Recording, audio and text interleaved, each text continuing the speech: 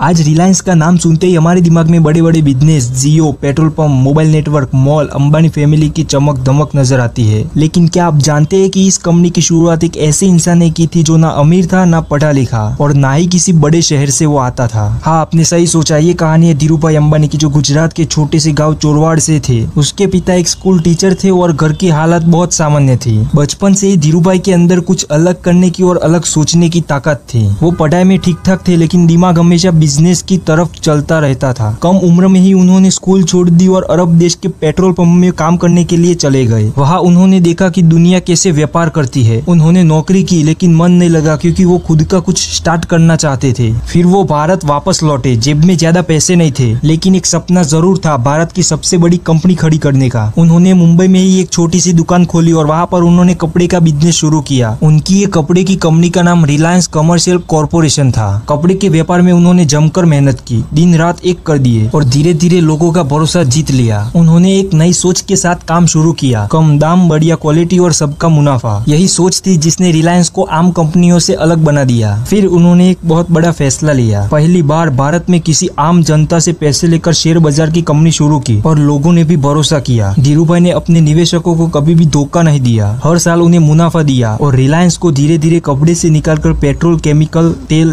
Gas, retail, mobile network और digital technology तक फैला दिया। उन्होंने दिखा दिया कि अगर इरादा साफ हो और सोच बड़ी हो तो गांव का लड़का भी अरबपति बन सकता है। धीरूभाई अंबानी की सबसे बड़ी ताकत थी सोचने का तरीका। उन्होंने कभी छोटे सपने नहीं देखे। वो कहते थे, अगर सोचना ही है तो बड़ा सोचो। उनकी इस सोच ने उन्हें भारत के इतिहास का सबसे बड़ा उद्योगपति बना दिया। 2002 में उनका निधन हुआ। तब तक रिलायंस भारत की सबसे बड़ी कंपनी में से एक बन चुकी थी। उनके दो बेटे मुकेश अंबानी और अनिल अंबानी कंपनी को आगे ले गए। मुकेश अंबानी ने 2016 में एक और धमाका किया, जियो लाकर, जिसमें मोबाइल इंटरनेट को पूरी तरह से बदल के रख दिया। पहले जो डेटा महंगा था, जियो आने के बाद वो सबसे सस्ता हो गया और भारत